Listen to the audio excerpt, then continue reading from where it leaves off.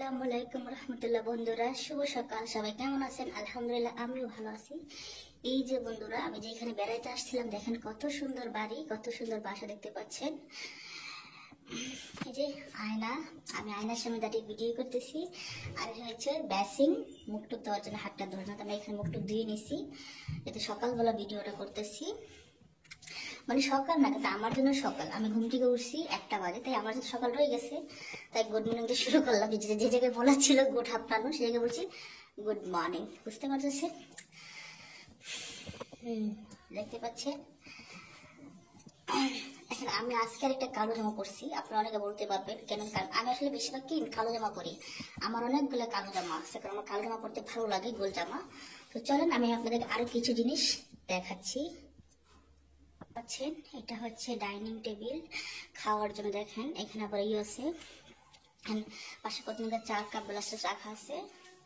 আর এই যে দেখতে পাচ্ছেন, আমি একটু একটু হেঁটে যাচ্ছি, কত সুন্দর, কত ভালো লাগে দেখতে, মাশাআল্লাহ অসাধারণ। কখনো যে আল্লাহ তাআলা আমাকে টাকা পয়সা দিয়ে, তাহলে আমি একদিন আমিও কিনবো এরকম। কিন্তু আমাদের টাকা পয়সা নাই, কিন্তু আল্লাহ তাআলা চান। দেখুন বন্ধুরা, কত সুন্দর একটা ফুলের গাছ, ফুলের জায়গা দেখতে পাচ্ছেন, কত সুন্দর, মাশাআল্লাহ অসাধারণ বাসা, অসাধারণ বাড়ি। এইদিকে হচ্ছে দেখেন সোফা আছে, দেখেন কত সুন্দর ডিজাইন করে সাজানো। বাড়ি যেখানে বেড়াতে আসছি, যাক আলহামদুলিল্লাহ দেখেও ভালো লাগছে। আর যাক, আমার নাই তো গেছে, আমি তো বসতে পারতেছি, আমি কিন্তু বসছি দেখেন। আমি সোজা বসেছি তো, সেটা ভালো লাগতেছে।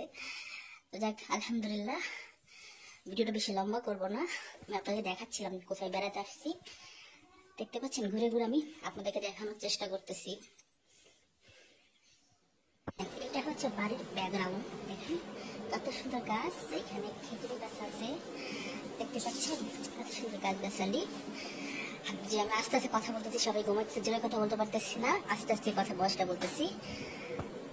দেখেন আমার পিছনে আরো কয়েকটা গাছ আছে, সবুজ আর শ্যামল। ব্যাকগ্রাউন্ডটা খুব সুন্দর, তাই না? যাক, ভিডিওটা আলহামদুলিল্লাহ আজকের জন্য এই পর্যন্ত।